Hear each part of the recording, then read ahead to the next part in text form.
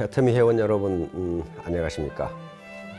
이제 봄이 다 가고 본격적인 여름이 시작되는 6월에 접어들었습니다. 이제 6월이 되면 만물이 가장 왕성하게 성장하는 계절입니다. 만물과 더불어 애터미 회원 여러분의 사업도 이렇게 왕성하게 성장하기를 기대합니다. 지금까지 몇 번에 걸쳐서 자연법칙과 우리 애터미 사업의 관련에 대해서 말씀을 드렸는데요. 오늘 또 역시 자연법칙을 이용해서 우리 애터미 사업에 대해서 설명을 드리려고 합니다. 이 자연법칙이 자연현상에만 적용되는 것이 아니고 우리 인간이 모여 사는 인간 사회에도 그 자연법칙이 그대로 적용된다는 겁니다. 그래서 이 자연법칙은 곧 사회법칙이고 이것은 그 사회를 구성하는 모든 인간에게 어느 누구도 예외 없이 적용되는 겁니다. 그래서 이 자연법칙을 아는 게 중요합니다. 오늘은 뉴턴의 운동법칙과 애터미 사업의 관련에 대해서 말씀을 드리려고 합니다. 이런 법칙들은 굉장히 보편적인 법칙이지만은 물리학을 열심히 하지 않으면 모르는 법칙들입니다. 그러니까 우리 애터미 사업자들의 수준은 물리학자의 수준인 겁니다. 자, 뉴턴 하면은 먼저 생각나는 게 사과가 떨어지는 걸 보고 만류 인력을 발견했다. 아마 이걸 기억하실 겁니다. 근데 사과가 떨어지는 걸 본 것은 뉴턴뿐만 아니고 온 세상 인간들이 다 봤을 건데 뉴턴만 그걸 발견했을까? 그것은 관심을 가지고 있었기 때문이에요. 물론 뉴턴 이전에 아주 위대한 물리학자들이 많았어요. 갈릴레오라든가 케플러라든가 등등 위대한 물리학자들이 많았는데 그 물리학자들이 설명하지 못한 것을 뉴턴은 완전히 세계의 법칙으로 설명을 완성해버립니다. 지금 우리가 사는 세계는 사실상 거의 99%가 뉴턴 세계에서 살고 있습니다. 그리고 뉴턴의 사고방식 속에서 살고 있어요. 우리가 모르는 사이에. 자, 우선 뉴턴의 제1법칙은 관성의 법칙입니다. 관성의 법칙은 운동하는 물체는 계속적으로 그 운동을 계속하려고 한다는 법칙입니다. 그러니까 뉴턴 역학이 나온 이후로는 물체의 정상 상태는 정지가 아니라 운동이라고 봅니다. 그럼 정지된 물체는 뭔가? 그것은 운동량, 다시 말하면 운동 속도가 제로인 그런 상태를 정지라고 보는 거죠. 그러니까 운동하는 물체는 계속적으로 그 운동을 계속하려고 한다는 거예요. 그게 관성의 법칙입니다. 예를 들면 우리가 버스를 타고 갈 때 우리 몸은 버스와 같은 속도로 운동을 하고 있습니다. 이때 버스가 갑자기 급정거를 하게 되면 우리 몸이 어떻게 됩니까? 앞으로 쏠리게 되죠. 그것은 우리 몸은 지금 관성의 법칙에 따라서 계속적으로 앞으로 운동하고자 하는 힘을 가지고 있기 때문에 그래요. 이게 관성입니다. 이걸 애터미 사업에 적용하면 이런 시스템 참석도 열심히 하고 애터미 사업에 대한 공부도 열심히 하고 후원도 열심히 하고 강의도 열심히 하고 하는 사람은 그 관성이 붙어서 그걸 계속 열심히 한다는 거예요. 그렇게 되면 역시 소득 상승과 직급 상승도 빨라지죠. 그게 관성이에요. 그러나 이걸 한 번 안 하면 속도가 제로가 돼버리면 계속 하기 싫다는 거예요. 이게 관성의 법칙입니다. 두 번째는 가속도의 법칙입니다. 우리가 자동차를 스타트할 때 처음에는 슬슬 가다가 점점 악셀레이터를 밟으면 속도가 빨라지는데 그건 가속도가 붙기 때문입니다. 근데 그 가속도는 외부에서 가한 힘에 비례하고 그 다음에 그 물체의 질량에 반비례합니다. 다시 말하면 지금 골프채로 골프를 친다고 합시다. 이때 골프의 비거리, 이것은 골프를 정지 상태에서 운동하게 만드니까 힘이 가해져야 돼요. 비거리는 얼마나 세게 치느냐, 즉 골프공에 가해진 힘에 비례한다는 거예요.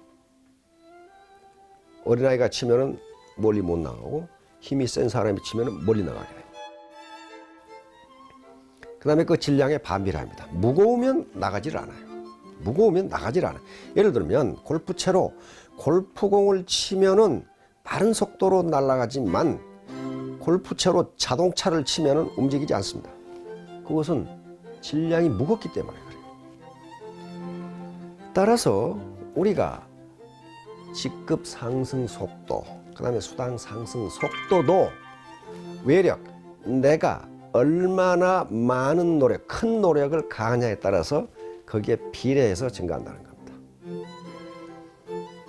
그런데 한 사람이 하는 것보다는 두 사람, 세 사람 또는 스폰서와 파트너의 힘을 합해서 하면은 외력이 더 커집니다. 이건 자연법칙이기 때문에 어길 수가 없어요. 외력이 약한데 속도가 빨라진다거나 하는 법은 없어요. 가속도가 빨라진다거나 하는 법은 없습니다. 반드시 가속도가 크려면은 외력이 커야 됩니다. 외부적인 힘의 입력, 투입이 커야 돼요. 그래서 재심합력하라고 이렇게 이야기하는 겁니다. 세 번째 법칙은 작용과 반작용의 법칙입니다. 이것은 우주 어느 곳에도 성립하는 법칙입니다. 작용, 반작용이라고 하는 것은 예를 들면 A, B라는 물체가 있을 때 A가 B에 가하는 힘을 작용이라 하고 액션, 그 힘을 받아서 B가 A에 반사적으로 작용하는 힘을 리액션, 반작용이라고 부릅니다. 그런데 작용이 있으면 반드시 반작용이 있어요. 그리고 그 반작용의 크기는 작용의 힘과 같고 방향은 반대가 됩니다. 이건 자연법칙이기 때문에 예외가 없어요. 예를 들면 우리가 기분 나쁘다고 바위를 주먹으로 치면 바위가 가만히 있는 것 같은데 내 손이 아파. 왜 아플까요? 그건 반작용 때문에 그렇습니다. 내가 10이라는 힘으로 바위를 치면은 바위는 가만히 있는 것 같지만은 10이라는 힘으로 나를 칩니다. 이게 반작용이에요. 그래서 더 기분 나쁘다고 더 세게 치면 바위도 더 세게 치기 때문에 더 아파. 이게 반작용이에요. 그러니까 작용이 있으면 반작용이 있을 수도 있고 없을 수도 있다. 그렇게 되는 게 아닙니다. 반드시 반작용이 있어요. 그런데 이 작용과 반작용 법칙은 인간 사회에도 그대로 적용된다는 거예요. 그런데 인간 사회와 자연계가 다른 것은 자연계에서는 작용과 반작용이 그 크기는 같고 그 힘의 크기는 같고 방향만 반대입니다. 근데 인간 사회에서는 일반적으로 작용과 반작용이 반대 방향으로 미치지만은 반작용이 더 크다는 것이 학자들의 견해입니다. 다시 말하면 내가 지금 사과 농사를 지어요. 내가 사과 농사를 짓는다는 것이 작용이에요. 그러면 사과밭은, 사과나무는 나에게 사과라는 반작용을 갖다 줍니다. 내가 아무것도 안 했는데 사과를 갖다 주질 않아요. 반드시 작용이 있어야 돼요. 그리고 내가 사과 농사를 짓 때 보다 열심히 좋은 비료를 주고 잡초를 깎아주고 병충해를 방지해주고 그러면 사과밭은 나에게 더 많은 수확을 갖다 줍니다. 이게 작용과 반작용. 작용과 반작용. 뿌리지 않았는데 거둘 수는 없어요. 작용, 뿌리는 행위, 즉 작용이라는 것이 있어야 거기서 수확이라는 반작용이 나옵니다. 아무것도 안 했는데 그걸 거둘 수는 없어요. 우리말에 또 인과응보라는 게 있어요. 이건 인과. 인은 원인입니다. 과는 결과예요. 바로 원인과 결과는 서로 상응한다. 다시 말하면 내가 선을 베풀면 이게 작용이죠.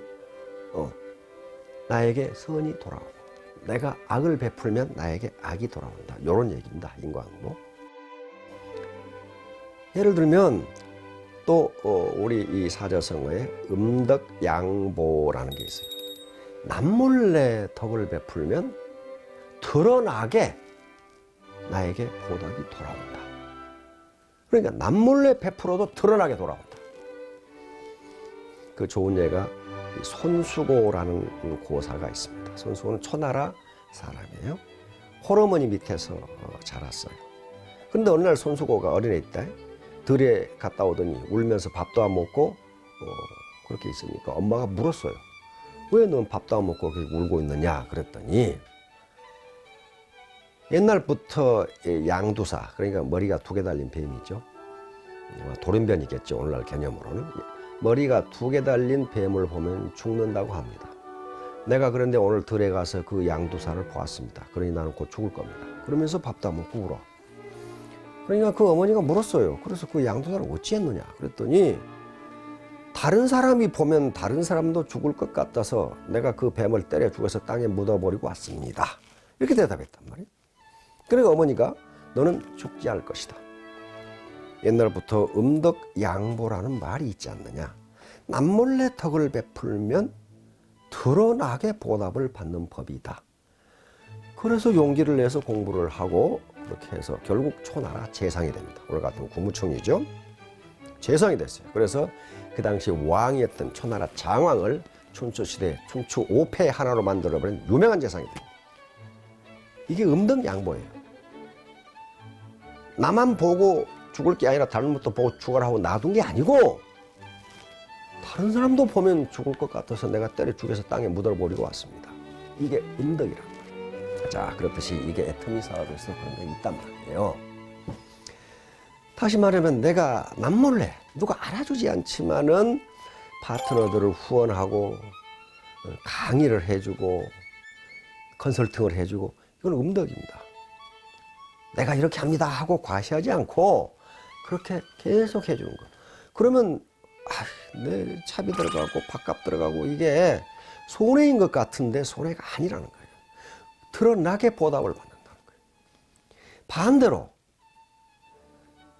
그 머리 굴려가지고 얄팍하게 자기 이익 조금 더 벌려고 라인 이동을 시킨다든가 또는 배팅을 쳐서 인터넷에 갖다 내가 판다든가 당장 조금 이익을 보겠죠. 그러나 그런 행위들은 드러나게 재앙을 받습니다.